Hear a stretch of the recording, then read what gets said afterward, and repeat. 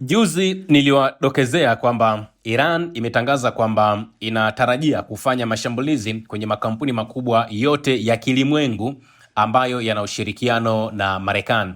Walisema watashambulia Google, watashambulia Apple, wanashambulia Nvidia, wanashambulia Tesla, wanashambulia yani makampuni yote yale ambayo yanahusiana na taifa la Marekani. Sasa picha linaanza Iran wamefanya mashambulizi katika kituo cha Amazon kule Bahrain, ambapo hii ni kwa mujibu wa taarifa ambayo imetokea. Shambulio la Iran limeripotiwa kuharibu sehemu ya kituo cha huduma za kompyuta cha Amazon Web Services nchini Bahrain, jambo ambalo limezua wasiwasi kuwa mgogoro ambao unaendelea unapanuka hadi kwenye miundombinu muhimu ya teknolojia katika eneo hilo la Ghuba. Wizara ya mambo ya ndani ya Bahrain inasema awali kwamba vikosi vya ulinzi vya Iran vilikuwa vinazima moto katika jengo la kampuni moja kutoka katika uchokozi wa Iran, lakini hawakutaja jina la kampuni hiyo wala kutoa maelezo ya kina kuhusu uharibifu mkubwa. Kampuni ya Amazon baadaye ikakataa kutoa maoni kuhusu shambulio hilo maalum, kwa mujibu wa taarifa ambazo zimetolewa. Shambulizi hili ni ishara ya karibuni kuwa mzozo kati ya Marekani na Israeli pamoja na Iran sasa umeingia katika miundombinu ya kibiashara ya teknolojia katika eneo hilo la ukanda wa Ghuba. Na mashambulizi haya yanakuja ikiwa ni siku moja tu, kama nilivyokuambia, IRGC kutangaza kwamba wana mpango wa kulenga teknolojia, yani kampuni kubwa za teknolojia za Marekani ambazo zinafanya kazi Mashariki ya Kati, ikiwa ni pamoja na hiyo Amazon, Microsoft, Google, Apple, Nvidia, Tesla pamoja na kampuni nyingine. Ifahamike huduma za Amazon Web Services zilizindua kanda yake Mashariki ya Kati Bahrain mwezi Julai mwaka 2019, ikiwa ni kanda yake ya kwanza katika eneo hilo, na ilisema kwamba kanda ya Bahrain ina maeneo matatu ya upatikanaji wa huduma kwa maana ya availability zones, na inahudumia wateja ambao wanahitaji miundombinu ya Amazon katika eneo hilo. Kwa hiyo Iran wameanzisha huo mpango wao wa kufanya mashambulizi katika hayo maeneo, na mnakumbuka nilisema hivi kwamba moja kati ya eneo ambalo litakuwa ni ushindi big time kwa Iran ni pamoja na kufanikiwa kuharibu kabisa vituo hivyo. Na hizo kampuni Iran ilisema inaziharibu kwa sababu zimeshiriki moja kwa moja katika kutoa taarifa za kuuawa kwa baadhi ya viongozi wa kule Iran. Kwa hiyo Iran inaendeleza pale ambapo iliishia. Sasa asubuhi wakati ninazungumza hii tarehe 2 mwezi wa 4 2026, niliwadokezea kwamba Rais wa Marekani Bwana Donald Trump alihutubia television ya taifa kuhusu mgogoro wa Mashariki ya Kati, na alikuwa anaongea kupitia katika ule ukumbi wa Cross Hall uliopo katika ikulu ya White House mjini Washington DC, na alitoa hiyo hotuba tarehe 1 mwezi wa 4 mwaka 2026. Sasa ile hotuba imejaa vijembe, imejaa michambo, yani ni hotuba ya kusuta, imejaa majigambo. Yani kwa namna ambavyo Rais wa Marekani Bwana Donald Trump kwenye hotuba alivyozungumza, unaweza ukasema taifa la Iran halipo tena kwenye ramani ya dunia. Yani ile ramani ya dunia unaweza kadhani taifa la Iran halipo. Sasa nimewaleteni hiyo hotuba angalau ndugu zangu muweze kuelewa kile ambacho kimezungumzwa na Rais wa Marekani Bwana Donald Trump katika lugha nyepesi ambayo inaeleweka kiusahihi zaidi. Kwanza alianza kutoa taarifa kwamba, ndugu zangu, kabla niongee kuhusu Iran, ninaomba mniruhusu niwapongeze ile timu ya NASA na wanaanga wetu jasiri kwa kuzindua Artemis-2, kwa maana Artemis sehemu ya pili, ambapo kwa maana ya wamezindua au wamerusha satellite yao ambayo imeenda moja kwa moja juani au imeenda huko mwezini kwa ajili ya kufanya utafiti wao. Sasa alisema wamefanikiwa kurusha hiyo Artemis 2 na inalenga kuzunguka mwezi, lakini pia itarejea duniani hivi karibuni. Akasema ni jambo la kushangaza kwa Marekani, lakini akasema Mungu awabariki sana, hawa ni watu jasiri. Tunaomba Mwenyezi Mungu awabariki wale wanaanga wanne ambao ni wanaanga wa ajabu sana ambao wamekwenda huko mwezini pamoja na wale ambao watazunguka jua. Kwa hiyo ilikuwa ni moja kati ya taarifa yake namba moja ambayo alitoa Bwana Donald Trump. Sasa ile hotuba yake, sasa baada ya hapo ndo ikaanza hiyo hotuba ya vitisho, hotuba ya maneno yale yale ambayo amekuwa akiyazungumza miaka na mikaka, ndio ambayo ameizungumza huyu mwamba. Anasema naomba sasa ndugu zangu mnielewe kwamba hii hotuba aliitoa tarehe 1 mwezi wa 4 mwaka 2026. Kwa hiyo nitaisoma ikiwa ni kama tarehe 1 mwezi wa 4 mwaka 2026. Hope mmenielewa. Anasema tunapozungumza jioni hii umepita mwezi mmoja tangu jeshi la Marekani lilipoanzisha Operation Epic Fury likilenga mfadhili namba 1 wa ugaidi duniani, Iran. Katika wiki hizi 4 ambazo zimepita, vikosi vyetu vya kijeshi vimepata ushindi wa haraka, wa maamuzi na mkubwa sana katika medani ya vita. Ushindi ambao watu wachache sana wamewahi kuuona hapo awali. Usiku wa leo jeshi la majini la Iran halipo tena. Jeshi lao la anga limeharibika vibaya. Viongozi wao wengi wao wa utawala wa kigaidi waliokuwa wakiuongoza sasa wamekufa. Mfumo wao wa amri na udhibiti wa kikosi cha ulinzi wa mapinduzi ya Kiislamu IRGC unaendelea kusambaratishwa tunapozungumza. Uwezo wao wa kurusha makombora na ndege zisizokuwa na rubani umepunguzwa kwa kiwango kikubwa sana, na viwanda vyao vya silaha pamoja na zile mbinu za kurusha makombora zimeharibiwa kabisa. Kwa kifupi, vimebaki vichache sana. Katika historia ya vita haijawahi kutokea adui kupata hasara kubwa na ya wazi kwa kiwango kikubwa namna hii ndani ya wiki chache tu. Adui zetu wanapoteza na Marekani, kama ilivyokuwa kwa miaka 5 chini ya urais wangu, inashinda, na sasa inashinda kwa kiwango kikubwa zaidi kuliko wakati mwingine wowote ule. Kabla sijazungumzia hali ya sasa, pia nataka kuwashukuru wanajeshi wetu kwa kazi ya hali ya juu walioifanya katika kuichukua nchi ya Venezuela kwa dakika chache tu. Ilikuwa ni operation ya haraka, ya mauti, yenye nguvu na iliheshimiwa na kila mtu duniani kote. Baada ya kulijenga upya jeshi letu katika muhula wangu wa kwanza, sasa tuna jeshi lenye nguvu kuliko majeshi yote duniani. Sasa tunafanya kazi pamoja na Venezuela kama washirika wa kweli wa kibiashara. Tunaelewana sana katika uzalishaji na uuzaji wa kiasi kikubwa cha mafuta pamoja na gesi, akiba ya pili kwa ukubwa duniani baada ya Marekani. Sasa hapa rais wa Marekani Bwana Donald Trump amedanganya, kwa sababu duniani taifa ambalo linaongoza kwa kuwa na akiba kubwa zaidi ya mafuta ambayo bado hayajachimbwa ni taifa la Venezuela. Marekani anaposema sijui wao ndio ambao wanaongoza, that's a big lie. Ni uongo mkubwa ambao unalenga kuendelea kujimwambafai kama ambavyo wamefanya. Anasema sasa tutegemei kabisa Mashariki ya Kati, lakini bado tupo huko kuisaidia.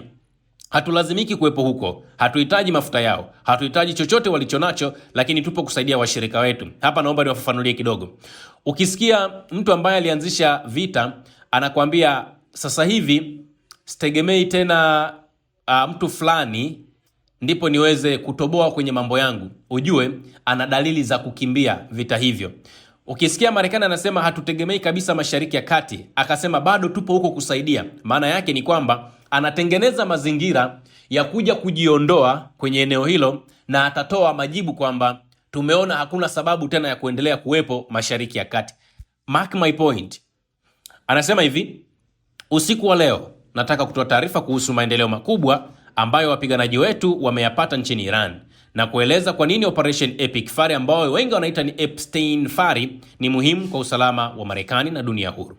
Tangu siku ya kwanza nilipotangaza kugombea urais mwaka 2015, niliapa kwamba sitaruhusu kamwe Iran kuwa na silaha za nyuklia. Utawala huu wenye misimamo mikali umekuwa ukipaza sauti kifo kwa Marekani, kifo kwa Israel kwa miaka zaidi ya 47. Wawakilishi wao wamehusika katika mauaji ya Wamarekani 241 katika shambulio la kambi ya wanamaji huko Beirut, mauaji ya mamia ya wanajeshi wetu kwa mabomu ya barabarani. Walihusika katika shambulio la USS Cole na walitekeleza matendo mengi ya kikatili, ikiwemo mauaji ya kutisha ya Oktoba 7 nchini Israel. Utawala huu wa kikatili pia hivi karibuni umeua watu wasiopungua 45,000 raia waliokuwa wanaandamana ndani ya Iran. Watu 45,000 wamekufa. Kwa magaidi hawa kuwa na silaha za nyuklia kungekuwa tishio ambalo halitavumilika. Nisingeruhusu hili litokee, na marais waliotangulia pia hawakupaswa kuliruhusu.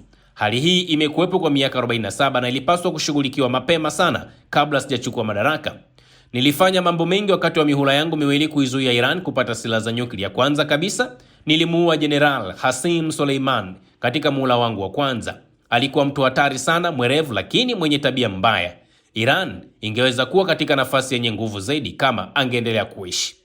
Pia nilivunja makubaliano ya nyuklia ya Iran ya Barack Obama ambayo yalikuwa ni janga. Obama aliwapa dola bilioni 1.7 taslim, fedha taslim kabisa, lakini haikufanya kazi. Walimcheka rais wetu na kuendelea na mpango wao wa kutengeneza bomu la nyuklia. Makubaliano hayo yangesababisha Iran kuwa na ghala kubwa la silaha za nyuklia, na wangekuwa nazo muda mrefu uliopita, dunia ingekuwa tofauti kabisa. Pengine kusingekuwa na Mashariki ya Kati wala Israeli leo hii tunapozungumza. Kwa maoni yangu, kimsingi nilifanya kile ambacho hakuna rais mwingine aliyekuwa tayari kufanya. Wengine walifanya makosa na mimi nimeyarekebisha. Nilipendelea diplomasia, lakini utawala huo uliendelea na juhudi zao za kupata silaha za nyuklia na kukataa kila jaribio la makubaliano. Ndiyo maana mwezi Juni niliamuru mashambulizi dhidi ya vituo muhimu vya nyuklia vya Iran katika operesheni ya Midnight Hammer. Tuliviharibu kabisa. Iran ilijaribu kujenga upya mpango wao wa nyuklia katika eneo lingine, wakionyesha wazi kwamba hawakuwa na nia ya kuacha juhudi zao. Mkakati wao ulikuwa wazi: kutengeneza makombora mengi uwezekanavyo yenye uwezo wa kufika mbali zaidi. Tuliviharibu vyote. Malengo yetu ni rahisi na wazi: kuvunja kabisa uwezo wa utawala huo kutishia Marekani au kueneza nguvu zake nje ya mipaka. Vikosi vyetu vimefanya kazi ya kipekee sana, na sasa nina furaha kusema kuwa malengo haya yanakaribia kutimizwa. Tunaposherehekea mafanikio haya, tunawakumbuka wanajeshi 13 wa Marekani waliopoteza maisha yao. Tuliwaheshimu na tutakamilisha kazi yao. Tunawashukuru washirika wetu wa Mashariki ya Kati, Israel, Saudi Arabia, Qatar, UAE, Kuwait pamoja na Bahrain. Kupanda kwa bei ya mafuta hivi karibuni kumesababishwa na mashambulizi ya Iran dhidi ya meli za mafuta. Hii inaonyesha kwamba Iran haiwezi kuaminiwa kuwa na silaha za nyuklia. Marekani iko tayari kuichukua kabisa kukabiliana na jambo hili. Lakini tunasema tuna uchumi imara kuwahi kutokea. Sasa sisi ni wazalishaji wakubwa zaidi wa mafuta pamoja na gesi duniani. Hatuhitaji mafuta kutoka mlango wa bahari wa Hormuz. Nchi zinazotegemea mafuta hayo zinapaswa kuilinda njia hiyo yenyewe. Kwa nchi ambazo hazipati mafuta na ambazo zilikataa kushiriki, nina ushauri: nunueni mafuta kutoka Marekani na jengeni ujasiri. Nendeni katika mlango huo na muuchukue. Ulizeni na muanze kuutumia. Iran imeharibiwa sana na kazi kubwa ambayo tumeifanya, na kwao sasa imebaki ni janga kubwa zaidi. Hapa naomba nifafanue. Marekani anaposema hatuhitaji mafuta kutoka mlango wa bahari wa Hormuz, tafsiri yake hapa anaitengenezea dunia saikolojia ionekane kama wao hawahitaji tena huo mlango wa Hormuz, baada ya kuambiwa na Iran kwamba mkisogeza pua zenu hapo tutawashambulia vibaya mno. Na Marekani ameamua kuhadaa ulimwengu kwamba hawahitaji tena mafuta ambayo yanapita katika mlango wa Hormuz. Ni baada ya mataifa mengi ambayo Marekani alisema yashirikiane naye katika kuidhibiti Iran kwenye ule mlango wa Hormuz, mengi kusema tunaona hatuna sababu ya kwenda katika mlango huo. Mwisho wa kutoa ufafanuzi wangu. Rais wa Marekani Bwana Donald Trump anasema katika wiki 2 hadi 3 zijazo tutawashambulia kwa nguvu kubwa zaidi. Tutawarudisha katika hali yao ya enzi za mawe za zamani. Hatukusudii kubadilisha utawala, lakini mabadiliko yametokea, kwani viongozi wao wamekufa. Kikundi kipya ni cha wastani zaidi. Nitafafanua kidogo. Mtakumbuka Marekani na Trump wakati wanaanzisha hayo mapigano pale walisema lengo wanataka kuchange regime ya Iran. Imeshindikana. Trump leo anasema hatukusudii kubadili utawala. Iwapo hakutakuwa na makubaliano, tutashambulia vituo vyao vya umeme kwa nguvu kubwa. Sisi tuna kila kitu, wao hawana chochote. Ni muhimu kuweka vita hivi katika muktadha. Vita vya dunia vya kwanza vilidumu mwaka 1 na miezi 7. Vita ya pili ilidumu miaka 3 na miezi 8.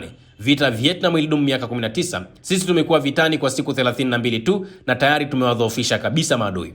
Dunia yote inashuhudia, hawaamini wanachokiona.